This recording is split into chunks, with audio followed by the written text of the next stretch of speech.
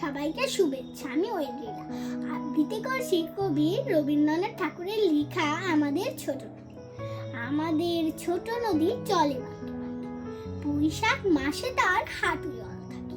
পার হয়ে যায় গরু, পার হয় গাড়ি, দুই ধার উঁচু তার, ঢালু তার পারি। চিক চিক করে বালি, কোথা নাই কাদা, এক ধারে কাশবন ফুলে ফুলে সাদা। কিচমিচি করে সেটা শালিকের ঝাঁক, রাতে ওঠে থেকে থেকে শিয়ালের হাঁক। তীরে তীরে ছেলে মেয়ে নাহিবার কালে, গামছায় জল ভরি গায়ে তারা ঢালে। সকালে বিকালে কপু নাওয়া হলে পরে, আঁচলে ছাকিয়া তারা ছোট মাছ ধরে।